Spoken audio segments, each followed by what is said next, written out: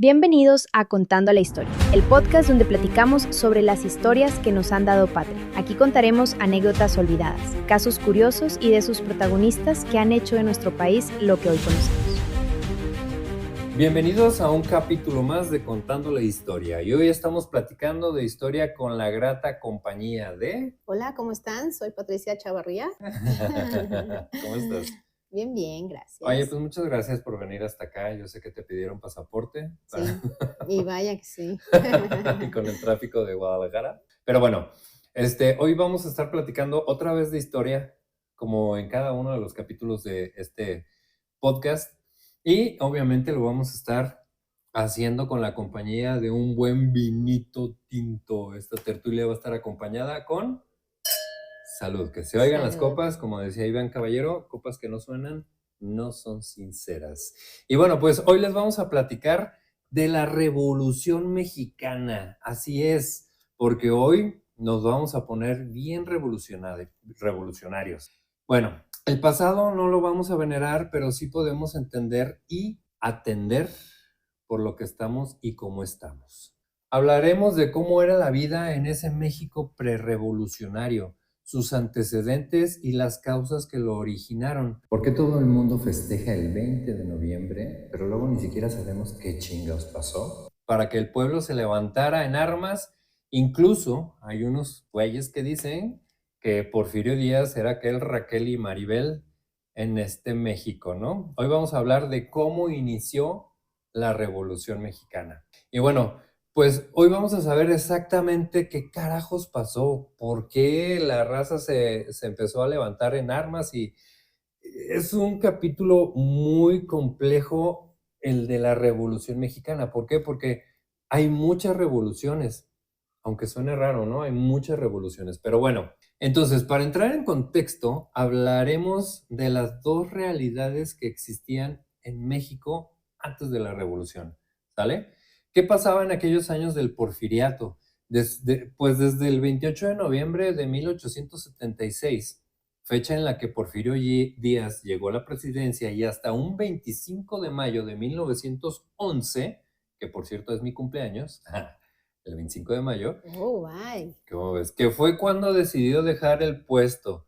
Díaz logró mantener una paz relativa basada en diferentes aspectos que estoy por contarte. Un gobierno centralizado en donde el Porfis era el mero mero mandamás de todo este relajo nacional, ¿no? Este señor era el que decía quién estaba en su gabinete, quiénes iban a ser los gobernadores de los estados, y generalmente estos puestos eran vitalicios. Siempre y cuando, obviamente, no se salieran del carril, ¿verdad? Pero bueno, el chiste es que esta esfera política se estaba haciendo vieja. Digo, el porfiriato duró 35 años, así que, pues, ¿cuántos años debían de tener estos señores, estos cuates, para que al final del periodo, pues, ya estuvieran todos rucos, ¿no? Bueno, había esta rama de políticos, era llamada los científicos, no porque estudiaran o que fueran así muy amantes de la ciencia y demás, ¿no? Pero bueno, pues ya se estaban haciendo todos rucos, y algunos ya hasta se iban petateando, ¿no? Algunos ya se iban muriendo los Sí. pobres, ¿no? Y bueno, ¿cómo es que Díaz llega al poder? Bueno, pues en las elecciones contra Sebastián Lerdo de Tejada, que se quería reelegir, por cierto, el Porfi se avienta una reforma al plan de Tuxtepec. Y para no hacerte el cuento más largo, pues que le gana al Sebas, ¿no? Bajo la bandera de sufragio efectivo, no reelección. Esto después lo tomaría Madero como una gran broma en la historia, ¿no? Pero bueno, antes de seguir, salucita, porque Salud. luego se nos seca la garganta, ¿no? Pero bueno, ya dijimos, el grupo político de los científicos, pues ya estaban ruquelios, ¿no? El gobierno era centralizado bajo el control de Díaz, pero cómo era la vida en esta época, y pues es donde te digo que existían dos Méxicos. Es muy cierto que llegó esa tan llamada paz porfiriana. El país se tecnificó, el mundo estaba entrando en esa era moderna donde los avances tecnológicos estaban llegando a todos lados, ¿no? A todo el mundo. Y era obvio que también a México le iba a tocar esa embarradita de tecnificación. Aquí el pedo fueron las formas en las que llegó a este país, ¿sale? Digo, al final, Porfirio Díaz había logrado una paz después de todo el relajo que traíamos con las guerras de reforma, con las intervenciones francesas, que llegaron los franceses y quisieron cobrarnos lo de los pasteles, la primera y la segunda intervención, cuando llegó Maximiliano. Pues en 1847, que por cierto, este es un spoiler, el siguiente capítulo va a ser de los niños héroes. Y vamos a hablar de ellos, si existieron, no existieron, o qué rollo con los niños héroes. Va a estar bueno, este ya lo tengo también casi listo. Bueno, sale. Bueno, pues entonces, ¿cómo lo que te decía, ¿no? ¿Cómo fue que se fue tecnificando y cómo fue que llegó todo este progreso al país?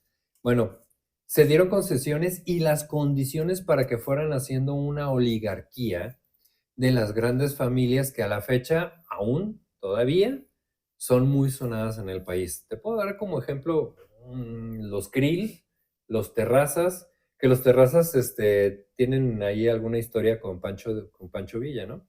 Y muchas familias más que estaban en el top del top, ¿no? Empezó el nacimiento de los latifundios o de las haciendas, que muchas veces eran mucho más extensas que algunos de los países de Europa. O sea, México es un territorio enorme y teníamos haciendas que eran más grandes que cualquier país de Europa, bueno, que muchos de los países de Europa, ¿no? ¿Y cómo es que se dan estas condiciones para que estos güeyes que eran los latifundistas o los hacendados y se hicieran de tanta lana, ¿no? Bueno, pues recordemos estas famosas leyes de reforma que ahorita te mencioné así muy rápido, en donde el clero tenía entre el 75 y el 80% de los bienes y las riquezas a nivel nacional. Entonces, cuando llegan estas leyes, los bienes desamortizados del clero pasaron a la venta. ¿Y quiénes fueron los ganones? Pues obviamente la gente que tenía varo, ¿no? Los extranjeros y los riquillos que tenían pues el billete para poder comprarlas, ¿no? ¿Estás de acuerdo? Claro. Sí, porque pues, o sea, Entonces, ¿quién más? que al vecino pues no, pues, apenas tenían para tragar los pobres, ¿no? Entonces, sí, no, pues cómo. ahora fíjate, estas mismas leyes de reforma prohibían que el clero comprara los bienes que ya les habían quitado, porque el clero también tenía mucha lana, el clero no, pues era el chido, el fuerte aquí en México, ¿no? Entonces con estas leyes de reforma dijeron, no, ni madre, se la van a pellizcar y ustedes no van a poder comprar esos bienes. Ya en algún momento platicaremos muy bien, porque estoy queriendo hacer un capítulo de las leyes de reforma que están muy interesantes, la neta está muy chido, y tengo un librito de Will Fowler, que no he acabado de leer, por cierto, y es muy bueno, habla sobre la guerra de los 3 años o la guerra de la reforma, ¿no? Bueno, entonces, ¿qué pasó con la iglesia? Como siempre digo, la iglesia le ha hecho un mal muy, muy grande a México, ¿no? Pero bueno, al principio, obviamente se defendieron y dijeron que iban a excomulgar a los que compraran los bienes y chalala, ¿no? Dijeron, qué cabrón que quiera comprar mis casitas y mis terrenos, pues lo voy a excomulgar. Pero bueno, a la gente al final le valió madres y esta amenaza se la pasaron por el arco del triunfo, ¿sale? Bien. Y al final empezaron a comprar todo, ¿no? Entonces, todas estas tierras que ya estaban literalmente muertas cuando el clero las tenía en su poder, empezaron de repente mágicamente a producir en manos de los ricos. ¿Por qué? Porque si tú lo inviertes, obviamente le tienes que sacar una lana, ¿no? Y es ahí donde la brecha social se hizo un abismo. Prácticamente el rico era más rico y el pobre, pues más pobre. ¿Estás de acuerdo? ¿Por qué? Porque pues todas estas tierras que no estaban trabajando, que eran tierras muertas prácticamente, de repente empezaron a hacer lana. ¿Y quién era el gandalla o el ganón de todo esto? Pues los que la hicieron trabajar, ¿no? Que al final así debería ser, ¿no? Pero bueno, fíjate, era tan grande esta brecha entre ricos y pobres que el promedio de vida del mexicano era de 24 años. Pero ¿por qué era tan baja? Pues por la gran cantidad de niños que al nacer morían, porque no tenían los recursos necesarios para el sustento. Incluso la estatura promedio era muy baja. Éramos chaparritos, o sea, en aquellos años todos los mexicanos éramos chaparritos, y no necesariamente por genética, sino por las condiciones de alimentación y de desarrollo. No había que tragar.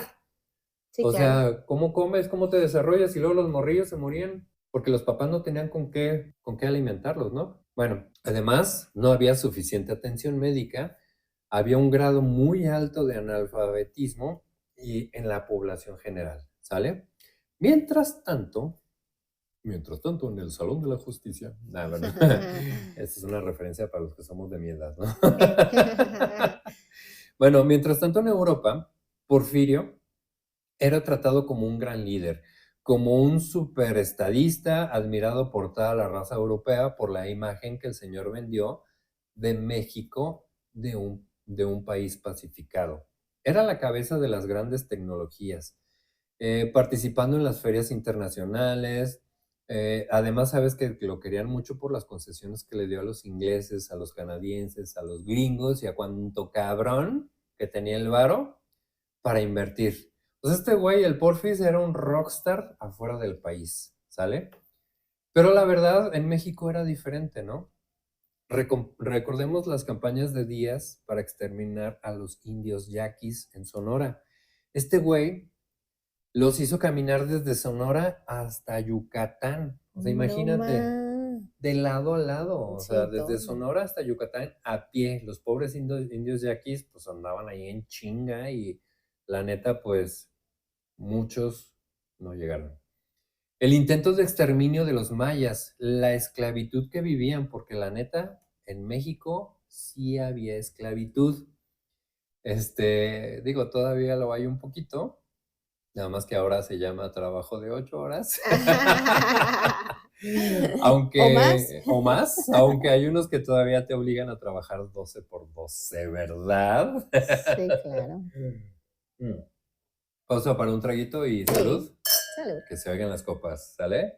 Fíjate, fue tan grande la campaña de odio contra los mayas que en la Guerra de las Castas, que también es un capítulo súper interesante que no he hecho, pero híjole, algún día, o sea, la historia de México es tan rica que hay un montón de cosas, o sea, que la historia de México nos da, y del México antiguo nos da para platicar el tiempo que quieras, o sea, los años que quieras y los programas, los podcasts que tú quieras, ¿no? Hay un montón. Pero bueno, en las guerras de las castas, los ingleses, fíjate, a los ingleses se les dio permiso de explotar los bosques en Belice. A estos güeyes ahí fundaron una colonia. Los ingleses, ya esos güeyes siempre andaban haciendo desmadre en todos lados, igual que los franceses. Yo creo que todas las guerras que hay en el mundo o que hubo en el mundo fueron culpa de los pinches franceses y de los ingleses, ¿no? Entonces estos güeyes les dieron una concesión para explotar esos bosques que estaban en Belice, y ahí estos güeyes fundan una colonia, es decir, los ingleses. Belice, en aquellos años de la Nueva España, formaba parte del territorio de la Nueva España. Y después de la independencia, pues la neta, este territorio de Belice debería de ser mexa. Entonces, es decir, a México le tocaba a Belice. Belice iba a ser parte de México. Okay. Ahí hay una historia bien chida también de Chiapas, que pinches chiapanecos se quisieron independizar y ya después dijeron que no. Pero bueno, luego te la cuento. Está bien chido también. Digo, y Yucatán también, la hermana República de Yucatán también dijeron, la chingada, yo no voy a estar con México. Pero bueno, es decir, Belice le tocaba a México. Después se lo andaban disputando Guatemala, Honduras y pues obviamente nosotros, ¿no? Los mexas. ¿Y qué fue lo que pasó? ¿O por qué Belice no forma parte de México? Pues bueno, todo esto es gracias a don Porfirio, porque decide renunciar a los derechos sobre el territorio de Belice con la condición de que los pinches ingleses dejaran de venderles armas a los mayas. ¿Por qué? Porque los ingleses estaban vendiéndole los rifles y los arcabuces o lo que en aquellos años se usara para que los mayas se rebelaran contra el gobierno de Porfirio, ¿no? Y bueno, pues así es como perdemos el derecho a este territorio. O sea, Belice era de nosotros. ¿Ya oyeron, belicianos? ¿O cómo se dicen? No sé cuál es el gentilicio de los güeyes de allá, ¿no? Pero bueno, ellos estuvieron en la disputa para ser parte de esta gran nación mexicana, ¿no? Ahora, ¿cómo era la vida en las haciendas que ya te conté, ¿no? Las haciendas que se crearon después de que el clero perdió todas estas posiciones. Pues la tortura era parte de los reglamentos de las haciendas. Es decir, la tortura era institucionalizada. La gente que no pagaba eran castigados dándoles azotes públicamente. Cualquier detallito que no le gustara al patrón era pues castigado gachamente, ¿no? Bueno, nacieron las famosas tiendas de raya. Ujú. Ujú. Sí. Esta tienda de raya era donde se les vendía los alimentos, las telas, las velas y lo que la gente necesitara. Estaban adentro de las haciendas. Pero ¿qué crees? Que solamente aceptaban como pago las famosas fichas de hacienda. Que ya lo he dicho en algún capítulo, pero a mí que me gusta buscar moneditas con mi aparatito de rastreador de tesoros y demás, me encontré una vez una fichita de hacienda que pues, pues, están muy bonitas, ¿no? Y la verdad es que es parte de nuestra historia, ¿no? Y bueno, te digo, estas eran como un tipo de moneda que emitía cada una de las haciendas y que solamente en la tienda de raya de esa hacienda eran válidos. O sea, yo si trabajaba en la hacienda, no sé, de los Terrazas, no podía ir a comprar a la hacienda de los Krill con una moneda, con una ficha de hacienda de los Terrazas, porque me decían, güey, esta no es tuya, o sea, esta tienes que gastarla allá, ¿no? Ajá. Entonces, mucha gente en su vida nunca conoció una moneda normal, una moneda de 10 centavos, de 1 centavo. Los precios, además, en estas tiendas eran enormes, así que la gente siempre quedaba a deber. Haz de cuenta que era como el Electra de aquellos años, ¿no? Que Ah, eran uy, pagos sí, chiquitos, ¿no? que nunca acabas. Ándale. Además, estas deudas que crees que eran hereditarias, y, igual que en Electra, ¿no? Por lo que los hijos de los peones, una vez que morían sus padres, pues se quedaban con la deuda. Me doy cuenta que si el papá les debía tantos pesos a los hacendados y se moría, pues el hijo tenía que seguir pagando. Entonces esto era como la forma de amarrar a sus trabajadores. Primero, pues los traían en chinga todo el día, porque no había jornada de 8 horas. Y luego les pagaban una madre. Y luego, o sea, les pagaban con las fichas de Hacienda. Y luego con las cochinas fichas de Hacienda, pues no podían No pagar, alcanza, comprar nada, ¿no? no hacía nada. Siempre estaban endeudados, ¿sale? Entonces, te digo, no podían irse a otra hacienda porque los hacendados prácticamente eran sus dueños. Muchos, fíjate, muchos preferían no tener hijos. ¿Para qué traer chilpayates a este mundo donde iban a ser esclavos? Iban a estar bajo el yugo del hacendado. Entonces, las condiciones de vida eran muy precarias. Una expectativa de vida corta, como ya te dije, y confinados a un pedazo de tierra. Muchos jamás salieron del territorio de la hacienda donde trabajaban. No había esos viajecitos de fin de semana a la playita o los pueblitos mágicos como hoy en día, ¿no? Más bien los pueblos eran mágicos porque pues ahí los desaparecían, ¿no? Y esto era, o sea, era como lo mínimo que te podía tocar, ¿no? Porque ya lo había contado en algún otro capítulo, pero por ejemplo, si de repente al hacendado, esto no lo traigo aquí escrito, pero ahí te va. Si al hacendado de repente se le perdía algo, un animal o cualquier cosa, ¿qué pasaba? Pues llamaban a misa, a confesión, ¿sale? Ujú.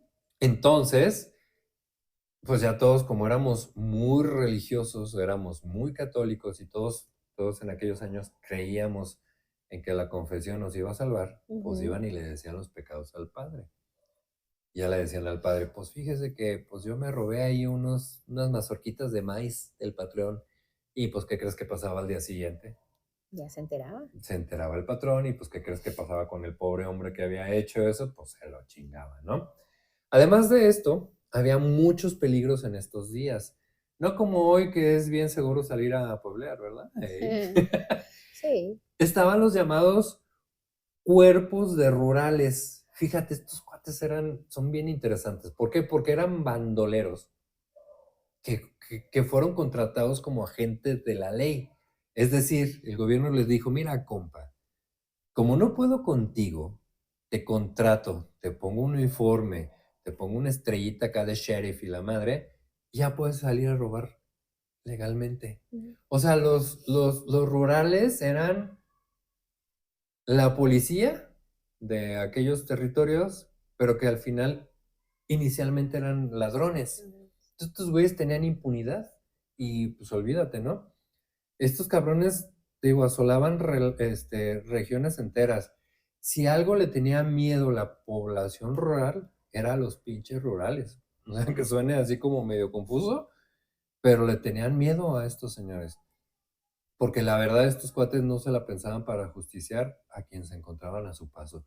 Les valía gorro si eran inocentes, si eran trabajadores. Estos cuates veían un güey ahí y se lo chingaban, ¿no? Bueno, ok. Ahora, como te decía, venimos de un siglo de puro desmadre. La independencia, la primera, la segunda intervención francesa, la invasión de los estadounidenses, golpes de estado. México era un vil desmadre. Entonces, ¿qué pasó?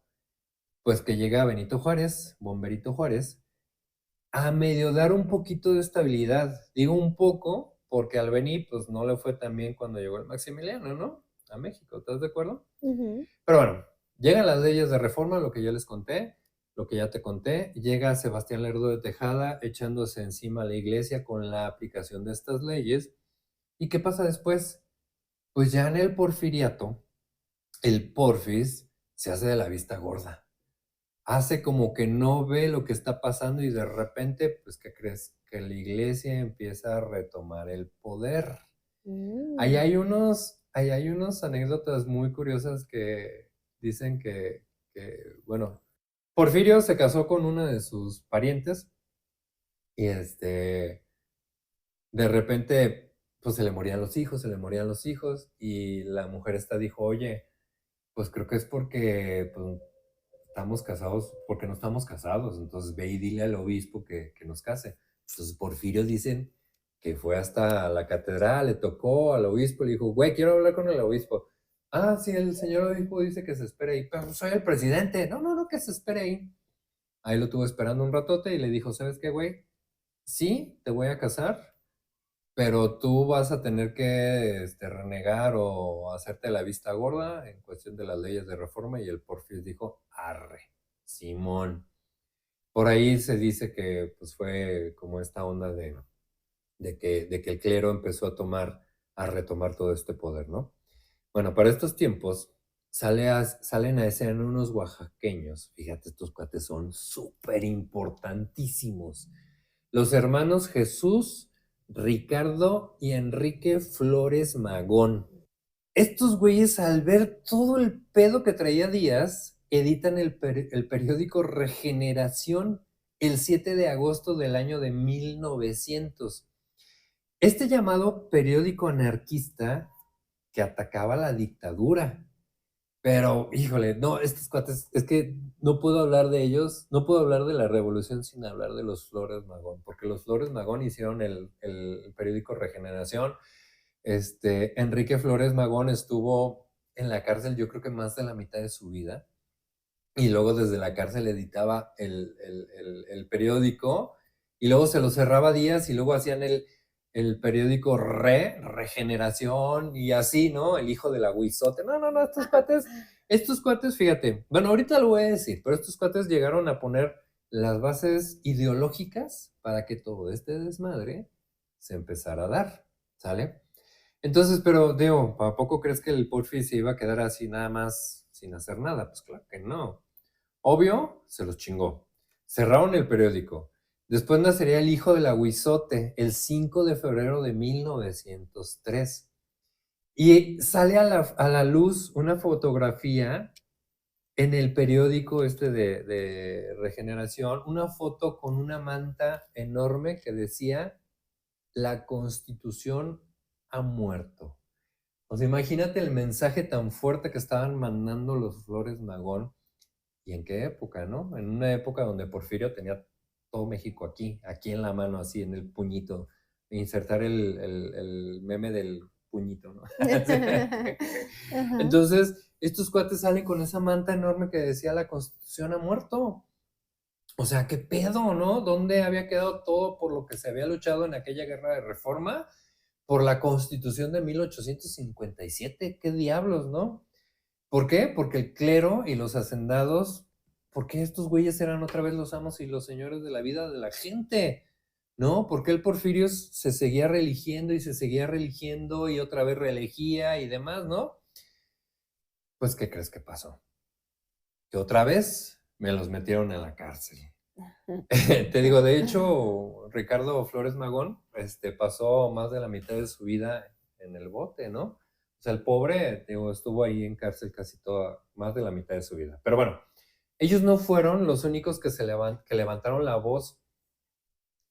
Hay otro personaje muy interesante que fue Trinidad García de la Cadena. Fíjate, este güey era gobernador de Zacatecas, quien también dijo, oigan, ¿qué pedo con el Porfis? ¿Por qué se está reeligiendo? Si él decía que no lo iba a hacer, o sea, su bandera era sufragio efectivo, no reelección, cuando estuvo contra el Sebas, contra Lerdo de Tejada, ¿no?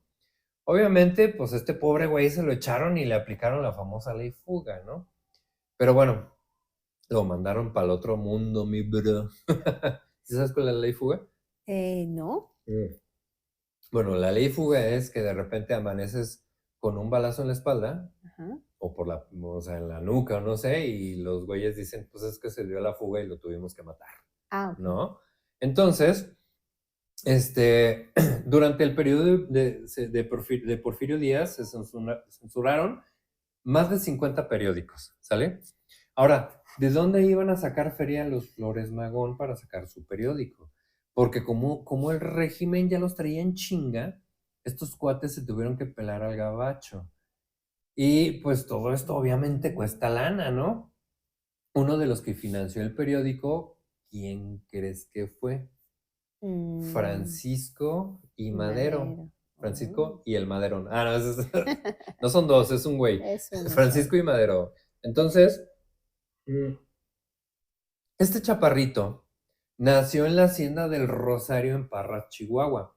Espiritista, no sé si lo sabías, pero él traía unas ondas espiritistas que en aquellos años el espiritismo estaba muy de moda y no era mal visto, ¿no? Digo, al final era como la tendencia entre la alta sociedad. ¿Por qué? Porque pues, Madero era de billete, ¿no? Ajá. Ajá. Entonces, era de familia de hacendados y pues él y varios más le metieron feria al periódico de los Flores Magón. Pero bueno, vamos a poner un ratito por acá de este lado al chaparrito y ahora un ratito más regresamos con él, ¿sale? Pues bueno, ya tenemos el panorama de lo que de lo que te decía al principio, ¿no? Un México con dos realidades. La primera realidad del México progresista, de un país que tenía, que ya no tenía deuda externa gracias a José Ives Limantour, que este güey era el secretario de Hacienda de Crédito Público, check, ¿no? O sea, este güey era el chingón. Entonces, ya no teníamos deuda externa, vale, listo. Una economía chingona también, check, ¿no? Una capital perrona donde, fíjate, a los limosneros se los sacaba a garrotazos para que no dieran una mala imagen. ¿Estás de acuerdo? Ajá. O sea, ¿cómo es posible que venía algún güey inversionista y pues iba a estar un güey ahí mendigando? Pues no, sáquenlo a la chingada. ¿Y cómo lo sacaban? A palazos, ¿no? A garrotazos. Pero bueno, ese es como el México de las luces, lo que Porfirio vendía al exterior. Y por el otro lado, un país donde la desigualdad social y económica era cada vez más grande. Un país donde la mayoría, como te dije, era analfabeta, que apenas tenía para malvivir y que eran esclavos y que su vida pertenecía a los ricos. Un país con censura, en donde si te atrevías a levantar la voz, en chinga te metían a San Juan de Ulúa o a Lecumberri si es que tenías la suerte, porque Lecumberri estaba más light que San Juan de Ulúa, ¿no? O simplemente te aplicaban la famosa ley fuga, ¿no? Y ya, hasta ahí se acabó. Muerto el perro, se acabó la rabia, por ahí dicen, ¿no? Así de fácil. Así de fácil, es correcto. ¿Y qué pasó entonces? ¿Qué fue lo que hizo que este país se levantara en armas eh, si todo estaba tan chingón? Claro, estaba bonito si era rico, ¿no? Pues, ¿qué pasa? Pues que unos pedillos por allá en marzo de 1908, fíjate, se publica una entrevista. Digo, aquí me estoy brincando un montón de cosas porque hay las huelgas de Río Blanco, donde unos obreros se empezaron a sublevar, la de Cananea y demás, pero bueno, esto es así como muy rápido porque todos esos capítulos necesitan ser súper bien explicados, ¿sale? Ah, y además aquí hay otro, o sea, este es como te estoy contando la historia de la revolución maderista, ¿sale? Ajá. Porque hubo muchas revoluciones. Estuvo Emiliano Zapata, que Emiliano Zapata traía su desmadre Sí. allá en el sur, en Morelos. Emiliano Zapata andaba haciendo su relajo. Estuvieron eh, Toribio Ortega en Cuchillo Parado, que ese cuate unos poquitos días antes de que Madero dijera nos vamos a levantar el 20 de noviembre a las 6 de la tarde, este señor ya había tomado la comandancia de policía y tal que también hizo un desmadre. Se dice que él fue el primero que inició la revolución, pero bueno, estamos hablando de la revolución maderista. Hay un libro de Rey de Cel Mendoza, que por cierto le mando un saludo a ese señor. No me conoce, pero bueno, ojalá algún día me conozca. Yo soy fan de Rey de Cel y ahí tengo muchos de sus libros, que es un, es un historiador re bueno, ¿no? Pero bueno, algún momento voy a hacer un capítulo de Pancho Villa que la neta necesito leer mucho, mucho, mucho para poder entender todo el contexto de Villa, porque es un personaje súper acá, ¿no? Y Rey de Cel es una guía espiritual muy chida, ¿no? Por así decirlo. Bueno, entonces, pues bueno, te decía, en 1908, por allá, en marzo, se publica una entrevista, la famosa entrevista Díaz-Krillman. Krillman era un periodista norteamericano que llegó y entrevistó a Porfirio. Entonces, el Porfirio le dice que el país ya está listo para que él ya no entrara en el juego de las elecciones de 1910. Mm, Ujú. Porfirio le dijo en esta entrevista a este señor que México ya estaba listo para que alguien más lleve las riendas del país y que el viejón ya estaba cansado y hasta la madre de estar gobernando pues 30 y tantos años, ¿no? Sí, claro. Y que ya no lo estuvieran chingando con eso de las elecciones. Así dijo, ya no estén chingando, pinches latosos, ¿no? Yo ya no voy a jugar. Bueno, y que empiece el pedo. ¿Por qué? Porque en 1908, mismo año de la entrevista, Madero escribe el libro La sucesión presidencial de 1910.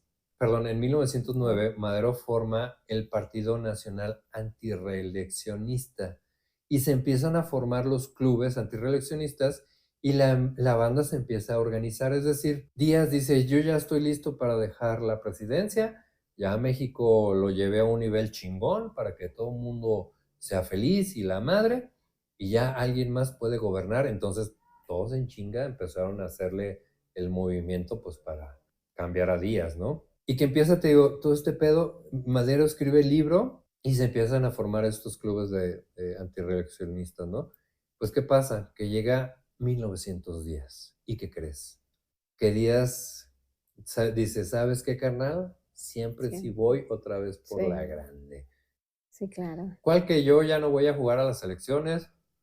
Y que el güey gana las primarias el 26 de julio de 1910. Obviamente con un fraude electoral. Después se arrasa en las secundarias el 10 de julio de ese mismo año. Hay que recordar cómo eran las elecciones en aquellos años. Esto no lo traigo escrito, pero a ver si me sale, a ver si me acuerdo de memoria, ¿no? En aquellos años no era que la gente salía a votar como lo hacemos actualmente, ¿no?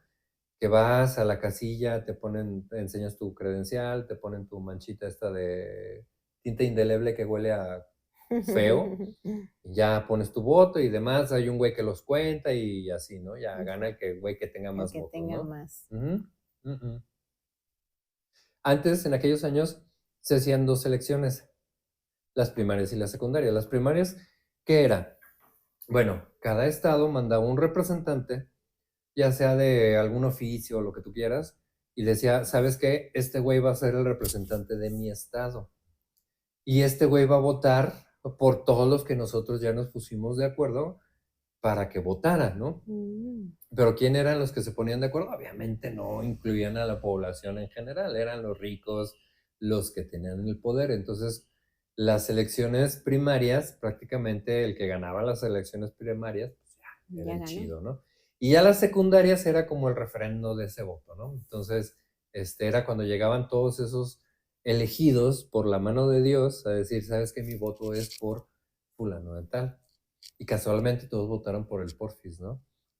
Entonces, el Chaparrito de Madero hace campaña en todo el país. O sea, él cuando ya empiezan a decir, pues, ¿sabes qué? Porfirio, pues ya no quiere jugar a las elecciones. Entonces, pues hay que hacer un partido, ¿no? Entonces empieza a hacer, te digo, campaña en todo el país. La raza lo empieza a apoyar. Le dicen, güey, tú eres el bueno, compadre. Carnal, tú eres el mero mero, el chido, ¿no? Entonces, Díaz como que no veía a Madero tanto como una amenaza. Más bien, Porfirio Díaz creía que Bernardo Reyes era el peligroso. ¿Y qué hace Porfirio Díaz con el que consideraba como el más peligroso? Pues lo manda a Europa para que no le estuviera haciendo mosca. Pero el güey no se fijó realmente en el chaparrito. O sea, el chaparrito dijo, ay, es pinche chaparro, ¿qué vas a ver? El güey está bien pendejo, ese güey no sabe hacer nada, ¿no? Entonces, fíjate, ya teníamos 2 partidos o 2 fórmulas para la presidencia. La primera era Díaz y Ramón Corral y la segunda era Madero y Vázquez Gómez Emilio.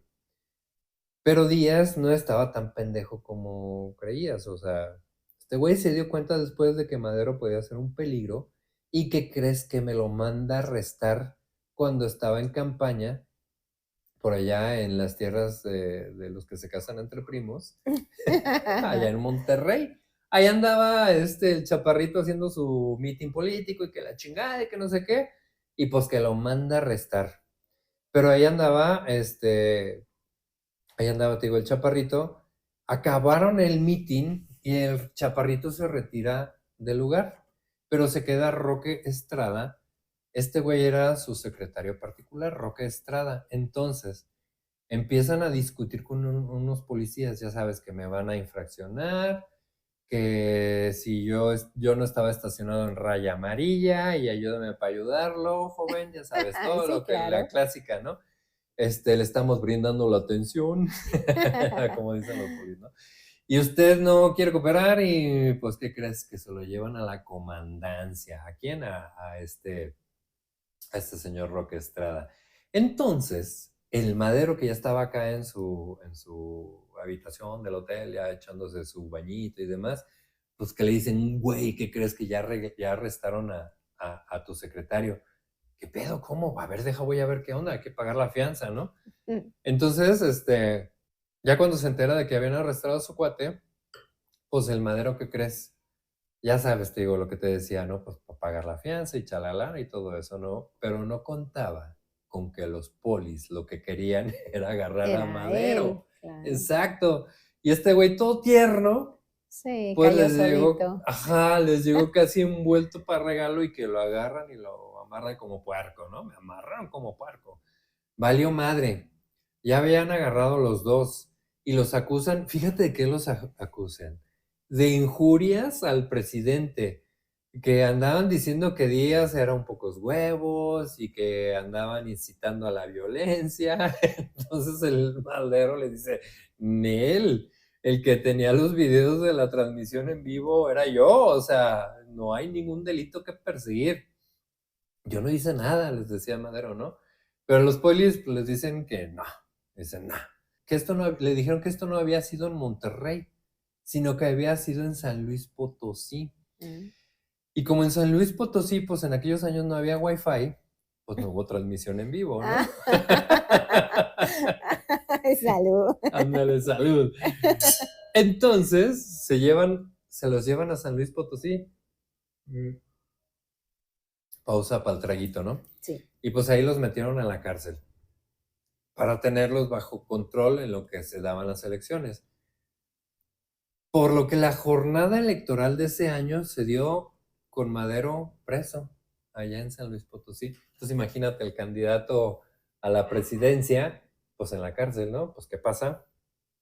Haz de cuenta que Madero, ya en San Luis Potosí entambado, pues como que no, o sea, al Madero no lo consideraban así como que muy peligroso, por lo que le daban varias libertades, ¿no? Como meter una tele para ver la casa de los famosos y así, ¿no? Su iPad para estar jugando al Candy Crush. Pero sobre todo le dieron libreta y pluma para que escribiera cartas. Porque te acuerdas que te había dicho que no tenían Wi-Fi en San Luis Potosí, Sí. tenían pura señal abierta, ¿no? Entonces, pero bueno, entonces la doña y dueña de las quincenas de Madero, la señora Sara Pérez, lo visitaba para llevarle su ropita limpia. Ropita porque estaba chaparrito, ¿no? Porque obviamente antes muerto que sencillo, ¿no? Sí. Que su lonchecito para que no se malpasara. Pues a él sí le echaba lonche, no como a otros, ¿verdad? Pero bueno. Pero bueno, entre las ropas sucias, lo que hacía Sara es que sacaba las cartas que escribía Madero.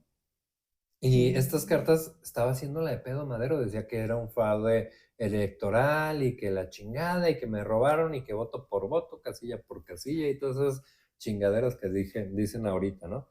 Pero bueno, entonces valió madre porque el Porfirio Díaz gana las elecciones, fíjate nada más, con el 95% de los votos, ya ni el PG tuvo esta cantidad de votos, ni el PG los tiene, ¿no? ¿Qué tal? Ajá, obviamente fue un escándalo, mi ciela, un escándalo, mi ciela, diría Elsa Campos. Elsa, amiga, te mando un saludote, yo sé que estás pasando por cosas ahorita medio fuertes, pero bueno, todo va a estar bien. Pero bueno, Elsa, te mandamos un saludo y un abrazo, ¿no? ¿Por qué? Porque la gente maderista, pues a ellos no los dejaron votar, simplemente. Entonces al Madero le pagan la fianza. Haz de cuenta que pues no lo consideran así como que muy peligroso y como que ya había ganado las elecciones este güey, pues ya ahí lo tenía nomás por tenerlo, ¿no?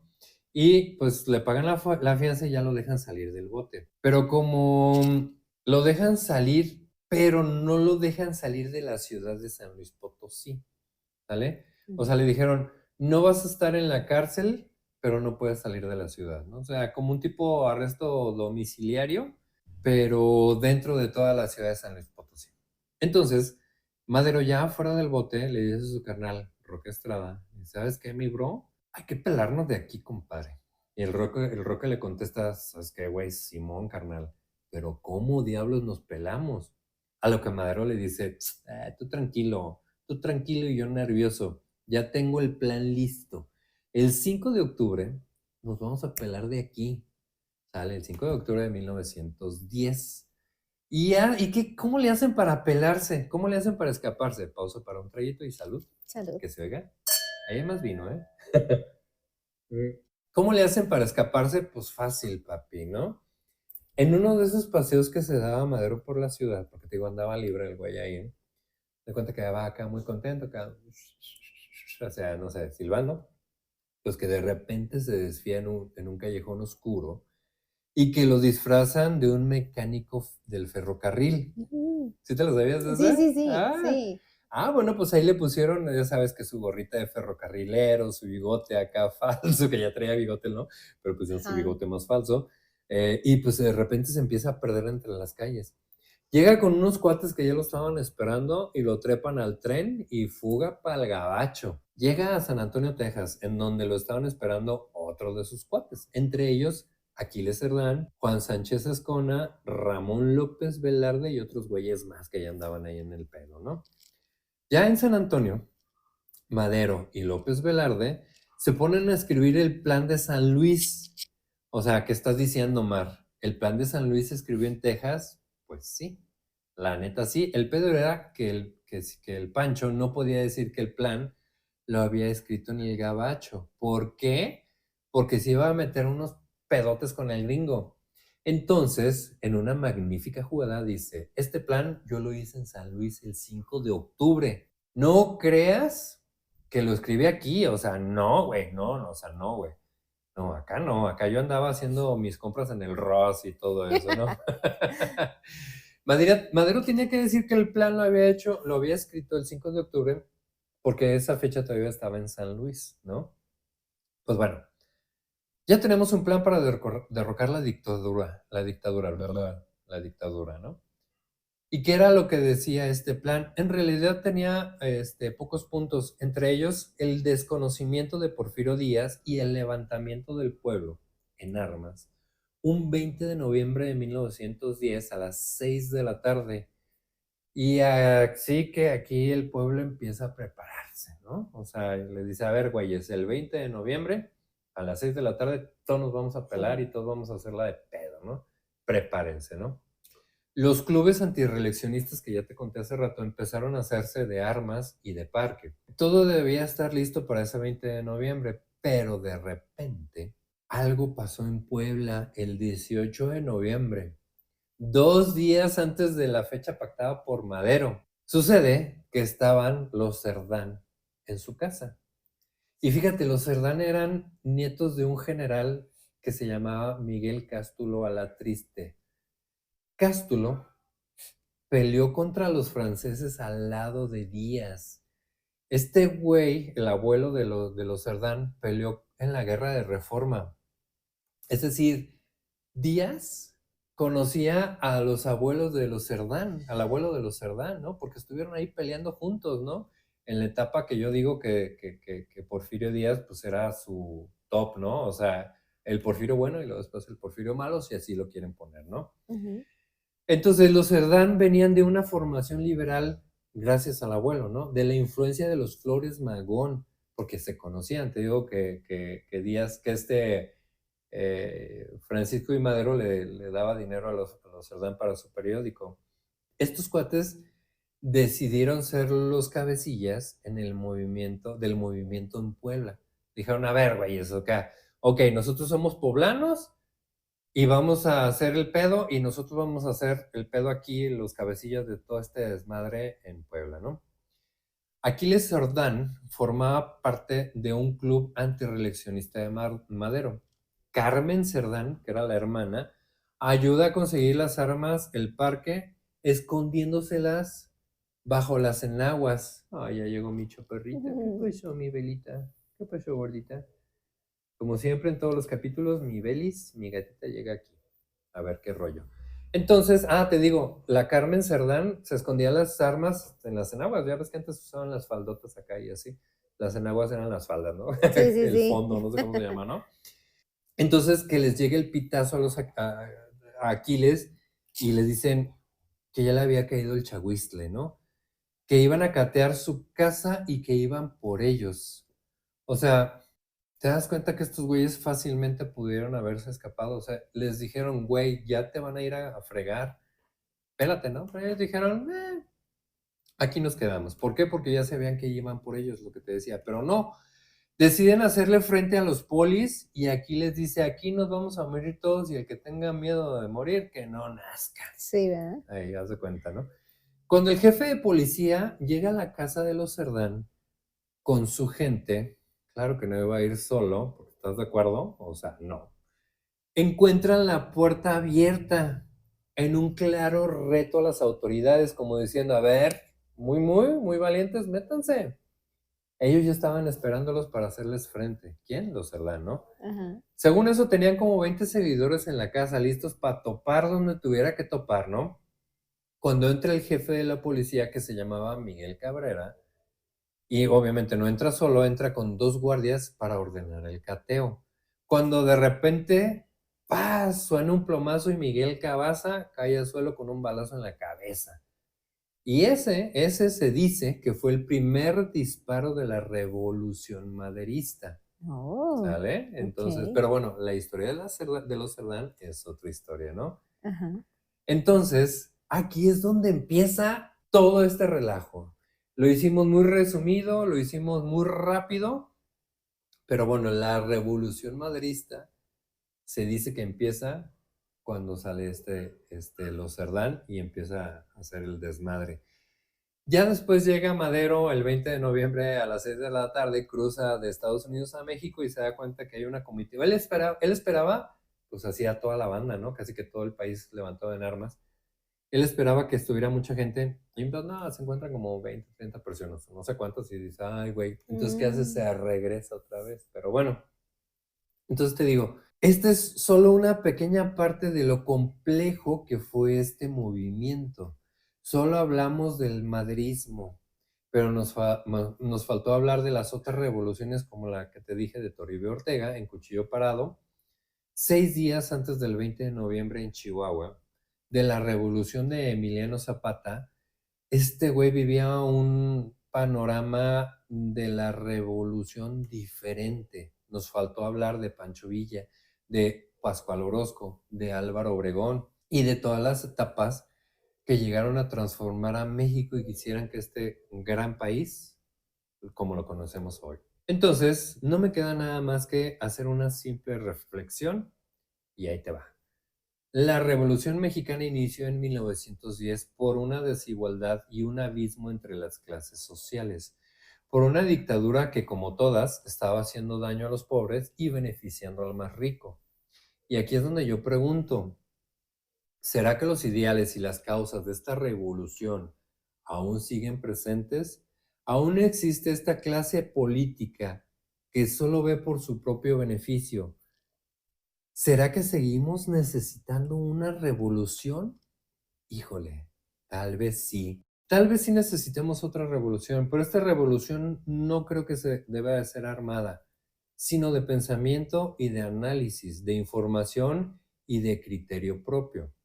Y mientras el pueblo no tenga ese espíritu de libertad y de igualdad que tenían nuestros ancestros, pasará lo que el general Emiliano Zapata decía: el que quiera ser gusano que se arrastre, pero que no grite cuando lo pisen. Y hasta aquí llega esta pequeña introducción de qué fue lo que pasó o de cómo era el México antes de la revolución. ¿Qué te pareció? excelente, ¿Te gustó? excelente, sí, claro. Es muy interesante. Y como dices, o sea, es de que sale una cosa y de ahí se puede ramificar a otras historias y a otras revoluciones y Sí, así. O sea, hay mucho, mucho por seguir y dando, e investigando y pues cada quien tiene su punto su de punto de vista. vista, sí, claro. Ahora, te digo, esta fue como la primera etapa de la revolución. Yo considero que la revolución tiene muchas etapas. La siguiente etapa es la etapa de Madero, que es cuando Victoriano Huerta lo traiciona, se hace la famosa escena trágica. Después viene como la otra etapa, que es una etapa muy sangrienta de las grandes batallas de de todos contra el usurpador Huerta, donde lo querían sacar del país, lo querían sacar del poder. Esa etapa de sangre derramada por todos lados es donde ves tú todas las películas, ¿no? De las películas de la revolución, donde andan todos con su carrillera, donde andan todos Pancho Villa en sus trenes y demás. Esa es la etapa más sangrienta y más violenta. Pero esto fue lo que hizo que la revolución se desatara, que la desigualdad social. Y al final Emiliano Zapata lo que quería era lo mismo, porque él en Morelos, en su territorio, había una desigualdad tremenda. Y Zapata lo que dijo, ¿sabes qué? Yo me voy contra esta desigualdad y aquí tiene que pasar lo que tenga que pasar, pero pues tiene que cambiar este desmadre, ¿no? Esa es un pequeño introducción, una pequeña explicación de qué fue lo que hizo que este México se levantara en armas. Y bueno, pues hasta aquí llegamos. Les recordamos que tenemos una paginita de Facebook, por ahí se llama Contando la Historia. Está muy abandonada, como siempre lo digo, pero bueno, ahí de repente subo cosas. ¿Y qué crees? Que ya estamos en YouTube también. Buscan el canal como Contando la Historia. Ahí está en YouTube, donde se están subiendo también los audios de los capítulos, porque no tenemos cámara. O sea, ya después compré una cámara y a ver si empezamos a hacer como ya con video y todo el rollo, para que vean que estamos pisteando. Entonces, pues hasta aquí llegamos. Muchísimas gracias, Norma, qué bueno que viniste. Y Yo encantada. muchas gracias. Y pues salud y nos estamos escuchando. Recomiéndenos, por favor, donde sea que nos escuchen, denle 5 estrellas, denle un like, recomiéndenos, síganos. Y hasta aquí llegó este capítulo de Contando la Historia. Gracias y adiós.